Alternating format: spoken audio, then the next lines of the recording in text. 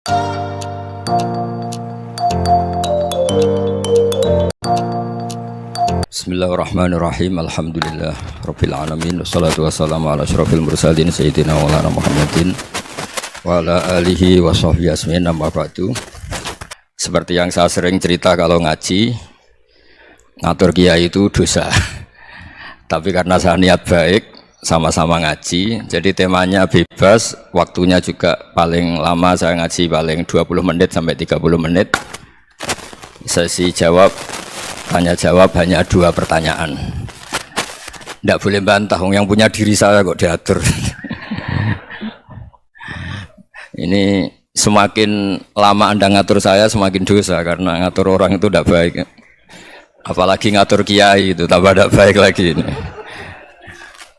Iya toh, misalnya saya ke Jakarta nelpon Pak Martinus, Pak sini, ya belum mesti bisa. Jadi ya sama-sama nggak mesti bisa kan. Tapi monggo lah kita cerita-cerita Islam, cerita-cerita beragama yang rileks.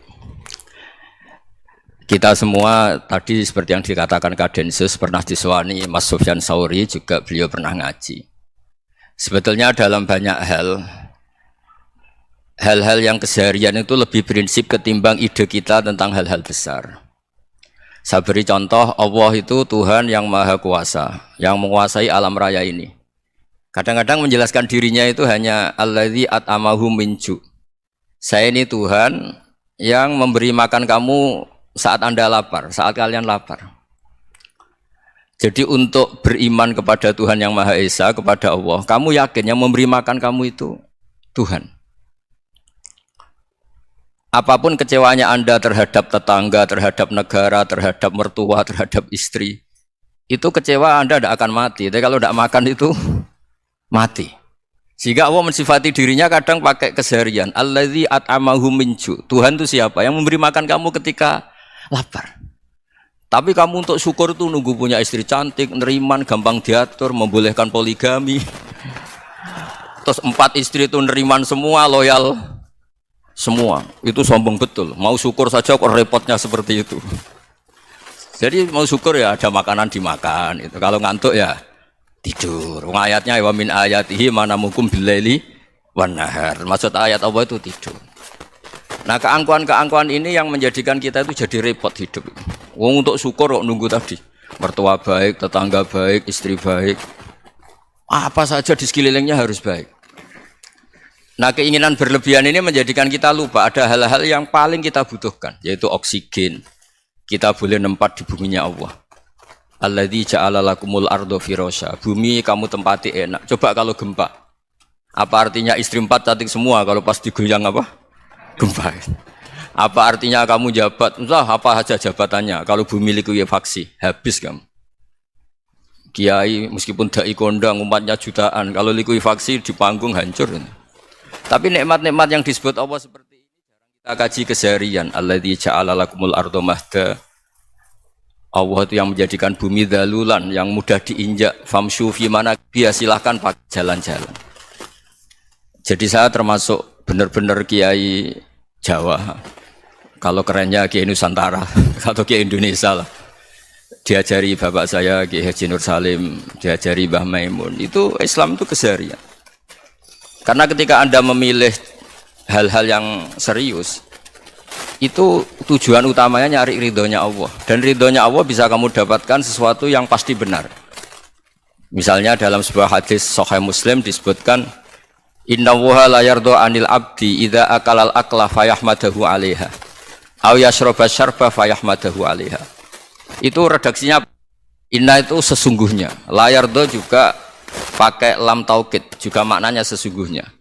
Sungguh-sungguh Allah sangat ridho ketika seorang hamba itu makan ketika sesuap nasi dia muji Allah, ketika minum seteguk nasi dia muji Allah. Itu kalau orang diridhoni Allah itu wali betul. Itu untuk jadi wali itu gampang. Kamu makan ridho, kamu nginjak buminya Allah ridho, seneng, kamu hidup keseharian aman, seneng. Nah ini supaya sampean kita semua ngaji betapa panduan Rasulullah untuk menggapai ridho Allah itu banyak yang keseharian sekali. Saking kesehariannya banyak dalam hadis dan itu sahih. Nabi menyebut hal-hal yang keseharian. Hatta ma tas'alu fi imra'atika. Kamu punya uang, kemudian istri kamu bisa makan, itu ibadah. Bahkan sebagian ibadah itu dicontohkan Nabi yang akhirnya diprotes sahabat. Yaitu wa fi buti ahadikum sedekah. Kamu menggauli istri kamu itu ya sedekah. Sampai sahabat bilang, yang benar ya Rasulullah. Ayati ahaduna syahwatahu wa huwa lahu ajrun. Masa urusan biologis, urusan syahwat kemudian dia dapat pahala. Nabi menjawab, alaih salawadu'aha fi haramin aka'ana alaihi wisrun. Bagaimana kalau dia meletakkan ke yang tidak benar, itu kan dosa. Nah, hal-hal seperti ini yang saya ingin teman-teman semua lah, semua. Saya juga agak ingin ngaji demi Anda juga agak ingin. Itu dosa sekali ngaji kok, pesanan kelompok tertentu itu gak boleh. Islam itu untuk semua, jadi ya cuma karena di depan saya jenengan ya seakan-akan jenengan korbannya. Itu ada ilmunya dalam usul fikih itu. Jadi orang itu harus ngaji usul fikih. Nama yang disebut, mungkin Mas Sufyan masih ingat zaman ngaji usul fikih. Nama yang disebut itu tidak jaminan sebagai prioritas perintah. Jadi misalnya gini, kebetulan yang di depan Nabi itu Abu Dzar. Nabi ya bilang, ya Abu Dzarin ini uhibbuka misalnya, atau ya Mu'ad ini muhibbuka, atau ya Abu Hurairah ini uhibbuka misalnya. Banyaklah riwayat yang Nabi nyebut ya Abu Dzarin, ya Mu'ad, ya Abu Hurairah. Kemudian misalnya Nabi meneruskan khitab, ini uhibbuka, saya mencintai kamu, fakul dubur sholatin, atau sebagian riwayat disebut fala tada'anna dubura kulli sholatin, Allahumma inni ala dzikrika wa syukrika wa husni ibadatik. Saya mencintai kamu, siapa saja, Mu'ad bisa, Abu Dzar bisa siapa. Saya mencintai kamu, mohon kalau habis sholat kamu jangan lupa wiridan Allahumma inni ala dzikrika wa syukrika wa husni ibadatik. Ya Allah, tolong kami permudah supaya mudah ingat engkau. Anda tidak bisa mentang-mentang, wong nama saya Parmin, nama saya Purnomo, itu yang diperintahkan Mu'ad misalnya. Jadi yang disebut satu, tapi khitab itu untuk siapa saja.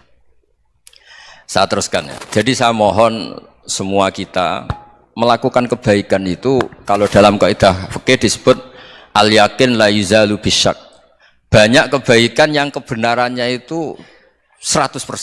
Tidak punya efek samping ke pihak lain, ke kelompok lain, ke komunitas lain.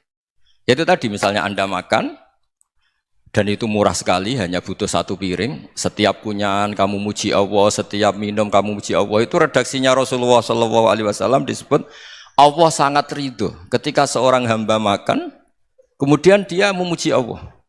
Atau minum, kemudian dia muji Allah. Logikanya gampang, negara seperti ini yang kamu harapkan bentuknya kayak apa, mertua, ipar, komunitas, tetangga, itu nyata terjadi itu kan belum pasti.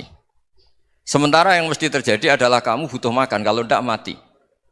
Butuh minum, kalau tidak mati. Butuh bumi yang nyaman ditempati, kalau tidak kita juga mati. Sebab itu Allah kalau menyebut nikmatnya itu hal-hal yang keseharian. Alladzi at'amahum min ju'. Allah itu siapa? Allah itu yang menciptakan kamu bisa makan. Tidak berlebihan, Allah itu yang menciptakan kondisi sosial itu ideal. Zaman Nabi itu ya ada orang munafik. Orang-orang pilihan Allah itu juga diuji orang sekelilingnya yang macam-macam. Semua diuji sesuai konteks zaman dan waktu. Nah, tapi ada ibadah-ibadah yang selalu disarankan Nabi. Sampai Nabi itu pernah ditanya, ayul Islam ya khairun ya Rasulullah, Islam terbaik itu gimana? Jawaban Nabi itu unik.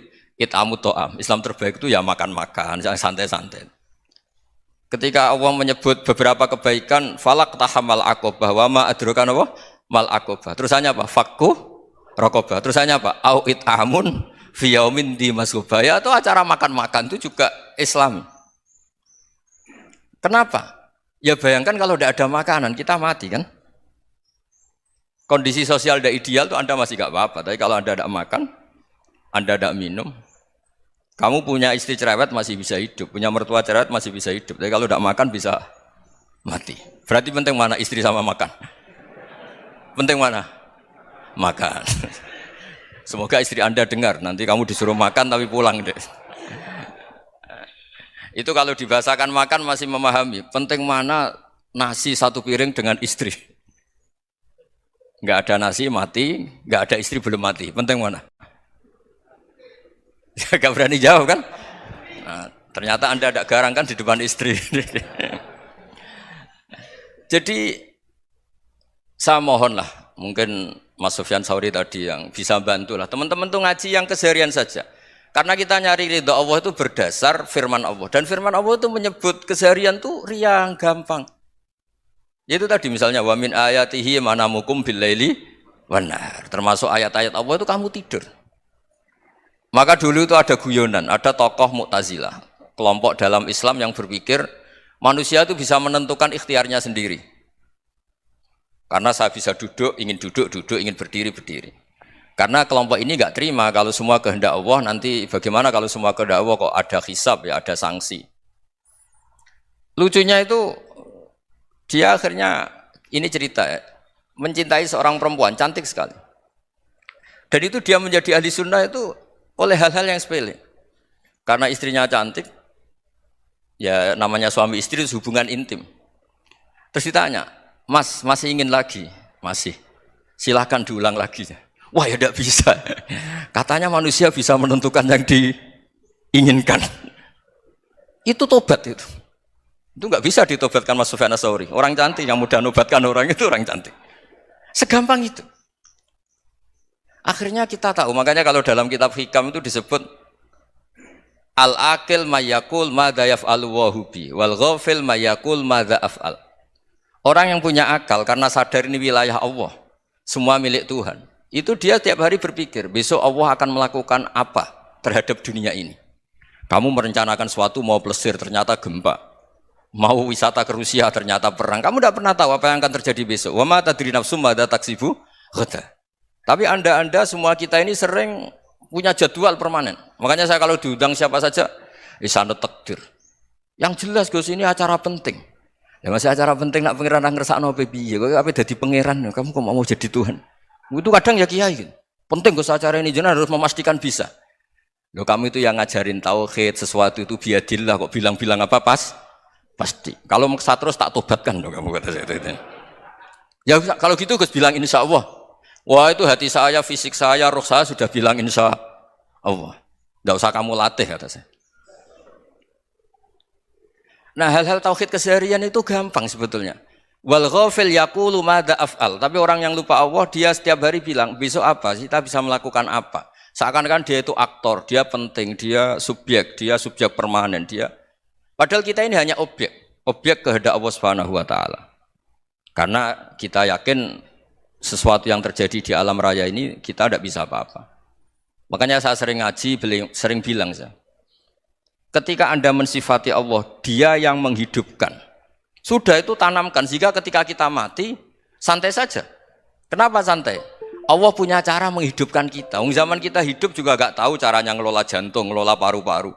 Kamu juga gak tahu ngelola oksigen yang tidak beracun, tidak mengandung polusi. Tahu-tahu hidup. Gak ingin tua ya tahu-tahu tua, gak ingin mati tahu-tahu mati. Selama ini kita hidup juga agak tahu apa sebetulnya. Hanya gaya tok, punya jadwal, punya planning. Kalau kamu bisa menentukan pilihan Anda, pasti Anda istrinya cantik, 4 neriman semua, qanaah semua. Nyatanya enggak kan? Ada 1 jelek, cerewet. Wah itu kan, nyatanya enggak bisa apa-apa Anda kan? Dan kamu bawa mati lagi. Nah, itu kan. Istri Anda juga gitu, punya keinginan, punya suami yang ganteng, yang jabat, yang neriman, yang enggak poligami. Ya enggak kesampaian juga. Kalau kita ngitung tingkat kegagalan kita itu gagal terus. Ya kan? Nah, terus ingat Allah, madza yaf'alu wa bi. Orang yang punya akal selalu berpikir Allah itu menghendaki apa terhadap saya. Lalu sama-sama orang itu. Ngelihat orang yang serius, itu kata Anda itu pemikir berat, serius. Senang punya tokoh yang merengut karena kamu anggap serius. Tapi sebagian orang anggap orang yang serius itu wong merengut, wong masam, wong muka kok ditekuk. Jadi sama itu hati ya muqallibal qulub tsabbit qalbi ala dini, karena kita enggak tahu cara berpikir kita tentang orang lain, tentang sekeliling kita. Misalnya kita orang baik yang jenis ngrumat fakir miskin. Ada orang bangun masjid mewah itu janggal. Apa artinya masjid mewah kalau banyak orang kelaparan? Tapi kalau yang jenis pendidikan apa artinya masjid mewah kalau tidak bisa ngaji? Nanti yang jenis infrastruktur apa artinya ini kalau semuanya punya sudut pandang yang berbeda-beda. Dan Islam mengapresiasi semua kebaikan. Tapi katakan semua kebaikan itu adalah kehendak Allah Subhanahu wa taala. Karena apapun baik Anda itu pakai fasilitas yang diberikan oleh Allah Subhanahu wa taala. Sehingga ini yang disebut qulillah tsumma dzarhum fi khawdihim yal'abun. Ya kembali tadi ke tema-tema bahwa keseharian Anda ini sudah Islami. Saat Anda tidak bisa melakukan apa saja. Saya sering ada jenazah, biasanya kalau tetangga meninggal saya sering disuruh ngelepas. Saya bilang orang ini baik. Karena sering ngelamun di rumah, sering nganggur di rumah. Ditanya sama anaknya, kenapa Gus nganggur baik? Ya kalau dia nganggur artinya juga enggak berbuat sesuatu yang maksiat kan? Ya kan, orang nganggur di rumahnya ya tidak bunuh orang, tidak maling, tidak korupsi, ya namanya nganggur di rumah. Lah cuma istri cara pandang nganggur gak menghasilkan uang gitu. Tapi juga gak menghasilkan kriminal kan. Jadi sebenarnya Islam itu makanya kalau sampai ngaji usul fikih itu ada kitab usul fikih namanya Lubul Usul, itu terkenal sekali di pesantren itu. Itu kalau ngapresiasi keseharian itu luar biasa. Izma min mubahin illa wa yatahaqqaqu bihi tarku haramimma. Karena keseharian yang mubah saat Anda lakukan itu ada kehebatan yang luar biasa, yaitu meninggalkan haram. Makanya dulu banyak orang-orang alim ketemu temannya itu guyon sampai semalaman. Itu biasanya yang semangat Islam, itu kiai kok tidak tahajud, kiai kok tidak witir. Orang yang sedang mapan uangnya banyak, malam itu tidak kelayaban itu sudah luar biasa. Melawan nafsu supaya tidak maksiat itu sudah luar biasa. Supaya lupa guyon sama temannya semalaman sampai subuh. Gejolak-gejolokan ngenang zaman miskin, zaman kuliah gak jelas, zaman apa. Melihatnya jangan tarkut tahajud. Seperti ini meninggalkan tahajud, tapi meninggalkannya ini talkul muharramat. Jadi kayak apa hebatnya? Sehingga Imam Ghazali punya riwayat yang agak unik. Hatta takuna ibadatu akhiri hadil ummah iku an-naum. Sehingga suatu saat ibadah terbaik umat ini itu tidur. Itu kan riwayat kontroversi. Ketika Imam Ghazali ditanya, kenapa iya? Kenapa kamu mulai keluar dari rumah itu sudah banyak maksiat? Melihat perempuan yang enggak mahram, melihat fenomena. Tapi kalau kamu tidur itu enggak melihat apa-apa. Tapi juga kamu jangan nganggap tidur itu ibadah betul. Saatnya melakukan fardhu ain malah masih tidur. Tapi itu sudut pandang yang menjadikan kita Islam itu gampang. Jadi saat Anda tidak bisa aktivitas apa-apa, misalnya ada beberapa orang yang lumpuh. Lumpuh itu memang nggak bisa Jumatan, nggak bisa ibadah, tapi dia juga nggak bisa maksiat. Tidur itu memang Anda saat itu tidak bisa tahajud, tidak bisa witir, tapi saat itu ada zina, ada maling, tidak gosipkan orang, tidak bully orang, tidak menanamkan kebencian, tidak hasud. Sehingga tidur menurut Allah Ta'ala wa min ayatihi manamukum billaili apa?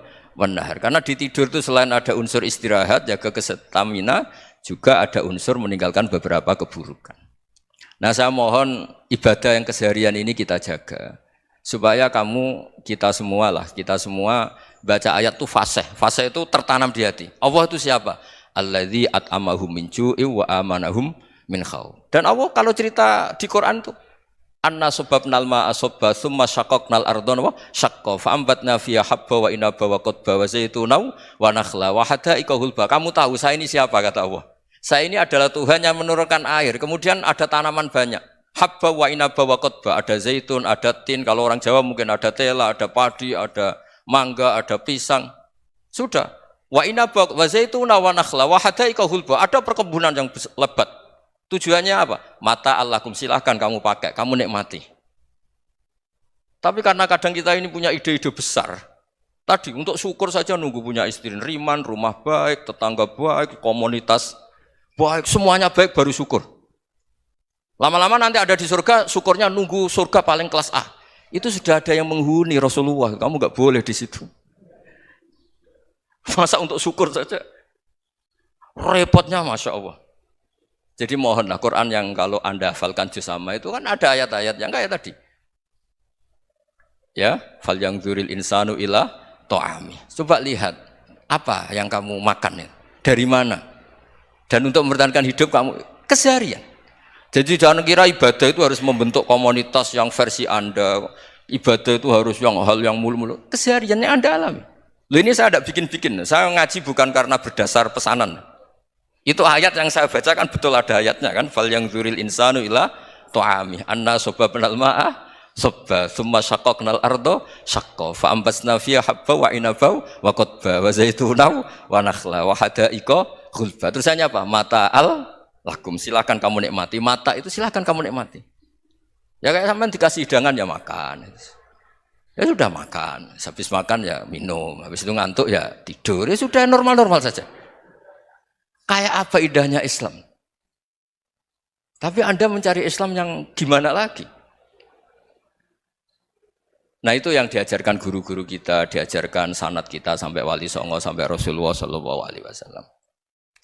Bahwa pada akhirnya ada jihad, ada perang. Itu dulu memang perang, bukan membunuh. Beda.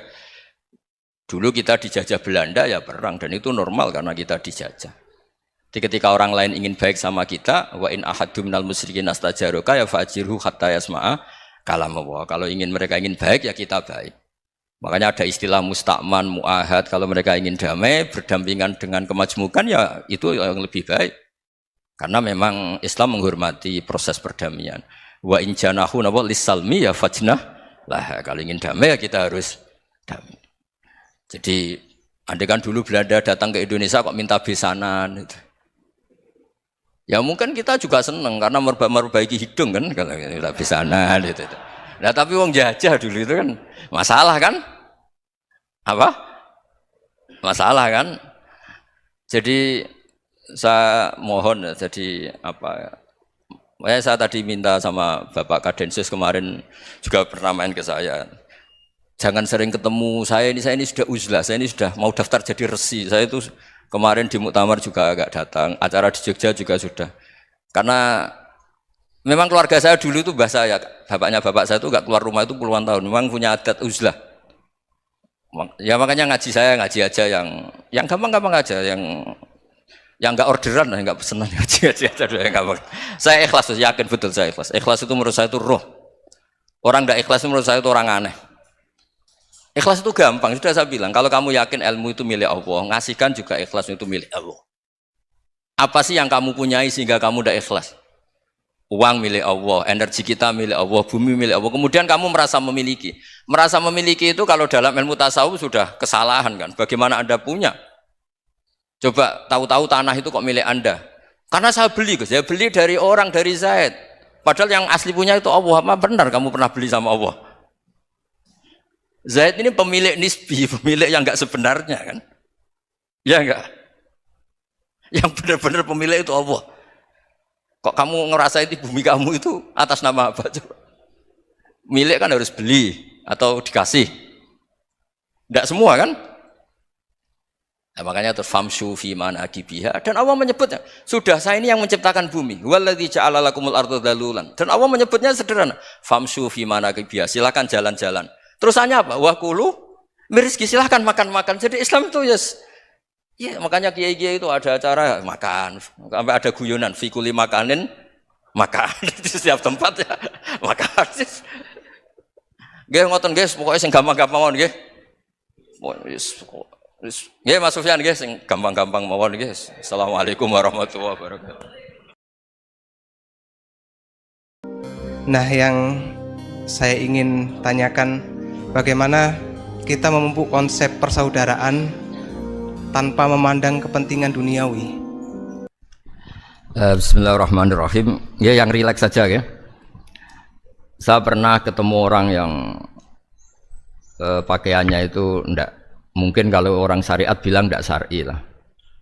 Pakai pakaian yang tidak syar'i. Tapi dia muslimah, dia ke masjid. Saya ditanya sama seseorang, Gus kok sama orang gitu mau bertemu gitu. Karena terus saya bilang, kenapa? Dia pakaiannya ada Islami. Oke, dia tidak pakaian Islami itu nyata, tapi dia ke masjid itu Islami, tetap sholat itu Islami. Ketika dia ingin sholat dan tetap sholatnya pakai takbir, pakai rukuk, pakai sujud itu Islami. Wong setelah di masjid ya pakai mukena, pakai. Kalau sama-sama nyata, Anda kan boleh ngingat sama-sama yang fakta. Gitu. Dia punya kesalahan dalam berpakaian, dia punya kebenaran dalam sujud, dalam rukuk, dalam ibadah. Dan itu tradisi Quran. Quran ya cerita famay ya'mal mithqala dzarratin khairan yarah wa may ya'mal mithqala dzarratin syarran yarah. Apa susahnya sih ingat dua-dua sisi itu? Sama bernegara atau bertetangga. Kita bayangkan jangan bernegara dulu, terlalu luas, bertetangga saja. Ukuran karena nanti sama, bernegara sama bertetangga itu hadisnya sama. Kita di kampung itu ya ada masjid dan orang-orang yang enggak sholat juga nyumbang masjid. Bahkan ada yang nyumbang masjid banyak terus tidak sholat karena keramik saya sudah sholat katanya. Saya pernah ketemu orang model gitu itu ya ada. Jadi tapi ada juga yang sholat terus tapi nggak pernah nyumbang masjid. Ya orang banyak. Intinya itu Allah itu punya tradisi, punya sunnatullah. Kebaikan ya dihitung, kejelekan juga dihitung. Dulu ketika Rasulullah SAW hidup bersama komunitas yang majmu', itu sebetulnya permintaannya Nabi jangan halangi kami saat mau beribadah. Dulu sampai perang karena mereka menghalangi. Sebenarnya problem mereka wa yasudduna an sabilillah, menghalangi. Sebenarnya kalau dulu saling toleransi ya gak ada masalah. Artinya ketika Anda ingin sholat di Indonesia gak dihalangi, ingin pengajian gak dihalangi, sebenarnya ini gak ada masalah. Ya, soal ada kebaikan, ada keburukan ya mulai Nabi Adam sampai sekarang sampai kiamat. Itu cara pandang. Jadi cara pandang kita terhadap orang lain itu harus hal-hal yang nyata. Kalau kesalahan mereka nyata, kebaikan mereka juga nyata. Kenapa kita hanya ingat sisi yang jelek, tidak ingat sisi yang baik? Saya sering cerita ke santri-santri saya, setiap saya pengajian diundang orang di mana-mana itu saya mesti istighfar. Karena nggak ada pilihan. Saat saya datang ke pengajian di Sulawesi misalnya, saya tinggal ngaji di sini. Saat saya ngaji di sini, ninggal undangan yang di sana. Hidup itu tidak banyak pilihan, meninggalkan kebaikan, melakukan kebaikan. Artinya gini, dalam kebaikan saja ada kebaikan yang ditinggalkan. Apalagi dalam kejelekan. Makanya di sini ada pepatah terkenal dalam ilmu tasawuf tuh. Wastighfaruna yahtaju ilal istighfar. Saat Anda baik saja butuh istighfar. Bapak saya kalau guyon gini, Mas Sofyan. Ada imam istiqomah jadi imam masjid sampai tua sampai batuk-batuk. Itu bagus istiqomah. Tapi itu masalah kata bapak. Akhirnya enggak kaderisasi katanya. Itu istiqomah apa enggak mau diganti orang lain katanya. Ada kiai dai di mana-mana. Itu mesti orang muji, oh itu dai di mana-mana, laris enggak pernah di rumah. Pondoknya pasti bubar itu karena ditinggal. Jadi kebaikan seperti ada orang sering sowan kiai. Wah itu malah lebih masalah lagi kan. Kadang kiainya pas istirahat, yang disalamkan template uang jatah susu anaknya. Hari itu waya tagihan malah lari sowan kiai. Jadi harusnya di rumah ada berdoain tagihan listrik entah apa. Jadi makanya di hikam itu terkenal kata-kata manusia itu siapa? Manusia itu mangkanat mahasinuhu masawiya fakih falatakunu masawihi masawiya. Manusia itu orang ketika baik saja salah, apalagi pas salah. Coba saya misalnya pidato begini, di atas panggung saya orang alim pidato nasihati orang. Di saat yang sama seperti yang tanya Mas Wildan tadi ada agak sopannya. Di situ ada mungkin orang yang lebih sepuh timbang saya. Masa lebih muda kok di atas? Yang di bawah lebih tua. Ada agak sopannya. Mau enggak pidato disuruh, mau di atas disuruh, enggak sopan sama yang. Tapi misalnya yang paling sepuh pidato enggak pernah ngaji kok pidato terus gimana? Artinya ketika kita baik saja ada salahnya, apalagi pas salah. Sebab itu ajaran Rasulullah itu suruh berdoa Rabbana dzolamna anfusana. Sebelum minta itu merasa, ya Allah kita ini mendolimi diri kita sendiri. Karena dalam pilihan-pilihan itu pasti ada salahnya. Coba misalnya Anda bangun masjid habis 2 miliar. Yang harusnya 1 miliar sudah jadi. Terus nanti suatu saat ketemu Allah ditanya. Itu ada orang miskin, fakir miskin, yatim. Andai kan kamu sumbang 1 miliar itu sejahtera semua. Gara-gara kamu bangun masjid terlalu mewah. Ya tapi kadang-kadang orang kebaikannya itu orientasinya bangun masjid, gak tertarik nyumbang fakir. Saat itu cara berpikir gitu mau apa? Tapi kalau dia mau luhur manusia terbaik karena bangun masjid 2 miliar, coba diaudit secara kepentingan syar'i. Penting mana dengan ngasih makan fakir miskin? Penting mana dengan menikahkan janda misalnya? Penting mana dengan pendidikan? Apa artinya masjid mewah orang nggak tahu halal haram, nggak tahu najis, nggak tahu cara sesuci, nggak tahu cara adzan yang benar. Terus penting mana untuk beli kitab sama dipakai masjid? Apa artinya beli kitab apa tapi nggak makan? Penting mana makan sama beli kitab? Ada auditnya. Makanya manusia itu ketika baik pun disuruh istighfar. Apalagi ketika salah. Nah dengan perasaan seperti itu kebencian pada orang lain luluh karena potensi baik pada orang lain ternyata tinggi. Dan potensi salah ke kita juga tinggi. Nah dilatih gitu, jadi di Ihya itu ada kitab tawaduk. Kitab tawaduk itu dilatih, ketemu orang tua. Huwa aksaru ibadatan. Dia mesti ibadahnya lebih banyak karena lebih tua timbang saya. Pasti sholatnya lebih lama timbang saya. Ketika Anda sudah tua melihat anak-anak, huwa aqallu minni maksiatan. Mesti maksiatnya tidak banyak karena masih kecil. Terus ketika melihat orang fasik maksiat, la'allahu yatubu alaih fa innahu tawwabur rahim. Mungkin Allah memberi tobat, bisa saja. Umar itu ingin bunuh Nabi, tapi Allah memberi tobat. Yang sowan kiai saja tidak mesti dapat tobat. Umar ingin bunuh Nabi, tapi Allah memberi tobat. Akhirnya ya tobat jadi Islam yang baik. Dalam sejarah Wali Songo, Kalijogo sowan Sunan Bonang itu ingin garong, tapi malah jadi muridnya jadi wali. Kalau Allah sudah menghendaki tidak ada ya. Perang Uhud orang Islam kalah itu karena panglimanya siapa? Khalid bin Walid. Tapi dia malah yang dapat hidayah. Nah, sama orang yang sekarang Anda benci bisa saja Allah merencanakan ada apa? Hidayah di situ. Dan kita yang merasa benar jangan saja ada rencana Allah bikin kita su'ul khotimah, na'udzubillah min dzalik, kan tidak pernah tahu. Nah, dari tidak pernah tahu itu orang diusahakan tawadhu. Wa ma adri ma yuf'alu bi wala bikum. Kita tidak pernah tahu. Makanya meskipun saya ini kiai terus kata orang banyak itu ketop. Kalau istighfar ya nangis betul ya. Cuma kan nggak perlu di depan umum. Nanti ada penampilan kan ribet kan nanti. Sudah nangis nggak ikhlas, nggak mutu. Ya gitu ya. Yang Mas Wildan tadi apa pertanyaannya diulang? Selain masalah akhlak tadi. Tentang bagaimana cara kita bersaudara tanpa memandang kepentingan duniawi. Nah ya makanya tadi saya bilang bernegara itu pakai hadis, misalnya Nabi pernah ngendikan kamu itu punya 3 tetangga, yang satu punya 3 hak, yaitu dia tetangga kamu, dia seagama kamu, dia sesaudara kamu. Jadi ada 3 hubungan, seagama, sesaudara, dan tadi apa? Dia tetangga kamu, dia seagama dengan kamu, dia masih kerabat kamu. Terus ada tetangga yang punya 2 hak, yaitu dia tetanggamu, seagama dengan kamu, tapi tidak sekeluarga dengan kamu.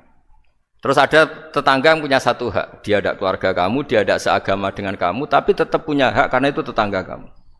Dan itu kata Nabi semuanya berhak kamu baikin, karena ada hakul jar. Makanya dulu doa ada bil kubri itu ceritanya sederhana. Ada seorang perempuan Yahudi ya, sowan Sayyidah Aisyah. Kalau sowan ya dikasih uang sama Sayyidah Aisyah. Padahal Yahudi ya. Ketika dikasih uang, terus si Yahudi tadi, semoga engkau diselamatkan dari siksa kubur. Zaman itu Sayyidah Aisyah belum dengar hadis tentang siksa kubur. Setelah Rasulullah datang, saya tadi diminta didoain, ya saya terima karena saya enggak percaya. Terus Nabi ngendikan itu benar adanya siksa kubur. Ketika komunitas Yahudi di Madinah itu puasa Asyura, Nabi coba tanyakan mereka, kenapa puasa Asyura? Padahal orang Yahudi. Oh, terus setelah ditanya, yaumun najjawahu fihi Musa, itu hari di mana Allah menyelamatkan Nabi Musa, kata orang Yahudi. Terus kata Rasulullah, nahnu ahaqqu bi Musa, saya juga berhak menghormati Musa. Kemudian Nabi puasa. Suatu saat lagi ada orang Yahudi datang, ya Rasulullah, ya Muhammad, manggilnya ya Abul Qasim karena orang Yahudi. Ya Abul Qasim, nanti nasib langit bumi ini di mana? Manusia yang sudah mati-mati di mana ketika bumi dihancurkan? Mayat-mayat yang sudah di kuburan di mana? Terus orang Yahudi tadi bilang, innallaha wadu'as samawati ala dzih wal aradina ala dzih. Soalnya Allah itu bisa saja mengelola langit bumi yang sudah hancur gini-gini. Nabi itu tertawa-tawa. Dalam sebuah riwayat disebut hatta badat nawajidu. Tertawanya Nabi itu lepas sampai giginya kelihatan. Kata rawinya tasdiqan liqaulil khabri, karena Nabi membenarkan orang Yahudi tadi. Jadi intinya dalam banyak hal itu ya dicari kesamaan. Makanya kalau interaksi dengan kelompok lain kata Nabi la tusaddiquhum wa la tukadzibuhum. Kamu jangan mengiyakan juga jangan menolak. Kamu tolak jangan-jangan pas yang sama dengan ajaran kita. Kamu benarkan jangan-jangan yang tidak sama. Ya sudah, kalau enggak sependapat ya jangan ngambil sikap. Nah, itu juga yang dipraktikkan Rasulullah SAW. Nabi yaqumu lailatan yuraddidu hadil ayat. Nabi pernah sholat 1 rakaat hanya ngulang 1 ayat. Itu aja gak selesai. Yaitu ngulang-ngulang ayat. Fa'akulu kama qalal abdus sholeh in tu'adzibhum fa innahum ibaduk wa in taghfir lahum fa innaka antal azizul hakim. Pun Gusti kula nyerah. Semua ini hamba jenengan, monggo jenengan napakno sing duwe jenengan. Intinya itu ini wilayah jenengan, ndak wilayah saya. Nah, kadang-kadang kita sebagai manusia itu jumawa seakan-akan itu wilayah kita. Kita nyiksa terserah kita, mengampuni ya terserah kita. Padahal tidak milik kita. Dunia ini milik Allah Subhanahu wa taala. Makanya yang terakhir saya ijazahkan ijazah bapak. Bapak saya itu orang hafal Quran, alim tapi lucu, senengannya guyon. Kalau ngajarkan saya tauhid, tasawuf itu gampang. Hak, kamu punya tetangga, punya Innova. Terus kamu berpikir, kamu miskin berpikir. Itu pajaknya aja berapa? Kalau apa itu bannya sudah halus, itu gantinya kayak apa? Kalau rusak kayak apa? Terus kata bapak, ngora melok duwe kok mikir, udah ikut punya kok mikir. Terus coba kamu nggak ikut punya Alphard. Terus saya mikir, wah itu pajaknya berapa Pak Martinus bisa dipakai beli motor kan? Pajaknya apa? Alphard ini. Oh nggak ikut punya kok. Nah, dunia itu rawekmu, mbok pikir lah apa ono sing duwe. Maksudnya itu, dunia itu milik Allah, apa kamu pikir itu milik yang punya gitu. Nah, itu yang dimaksud dalam ilmu tasawuf, da'it tadbir fama qoma bi ghairuk la tuqim bihi nafsak. Sudah kamu tidak usah ikut campur, itu wilayahnya Allah kata itu karena wong enggak ikut punya kok ikut mikir. Anda benci orang, benci sekali karena dia tauhid misalnya. Jangan-jangan Allah punya rencana memberi hidayah dia. Atau Allah punya rencana dari dia keluar orang-orang Islam yang soleh. Makanya ketika malakul jibal, ya Rasulullah saya disuruh Allah, terserah engkau. In syi'ta an udbiko alaihim al-akhshaben. Kalau engkau mau orang-orang yang mendustakan kamu saya hancurkan. Apa jawabannya Nabi? La, jangan. Bal arju ayyukhrijawah min aslabihim ma ya'buduwaha wa la yusyriku bihi syai'an, itu di Bukhari. Enggak, bisa saja sekarang dia kafir, anak turunnya jadi Islam. Dan betul. Abu Jahal punya anak Ikrimah, Abu Lahab punya anak Darrah. Walid itu musuh besarnya Nabi, punya anak Khalid. Ya sudahlah, kita selalu berharap bahwa ini wilayahnya Allah. Sudah kita berharap. Agama ini bagi yang selalu punya harapan. Limangkana yarjuwaha, orang yang selalu punya harapan. Kita berharap tambah hari tambah baik, tambah damai, tambah kondusif, tambah segalanya baik. Dan saya seperti ini juga ingin ikhlas dan akan selalu ikhlas. Ya saya sering bilang kalau pejabat mau sini itu sering tak ngel-ngel. Saya ini sudah ingin Indonesia itu baik itu tanpa diminta. Kalau diminta itu malah seakan-akan saya belum melakukan. Ini kan. Sudah saya lakukan kok baru diminta. Karena ini wilayah kita semua. Artinya ingin baik itu keinginan kita semua. Status kita. Kata Sayyid Zabidi dalam kitab Ithaf, keinginan baik itu syakhsiyatuk wa hakikatuk. Itu kamu sekali. Manusia itu kan kata Allah Ta'ala, saya pertama menciptakan manusia itu khunafa, orang yang berkeinginan baik. Baru digoda setan terus macam-macam. Jadi keinginan baik itu hakikatuk wa syakhsiyatuk. Itu kamu sekali. Ingin baik itu kamu sekali. Itu status kamu katanya. Makanya orang preman kayak apa, mabuk kayak apa, ada orang kecelakaan, pikiran pertama itu nolong, itu yang normal. Soal ada kasus, pikiran pertama ngambil HP-nya itu 0,0 sekian persen. Jadi pikiran pertama mesti nolong itu, karena itu syakhsiyatuk wa hakikatuk.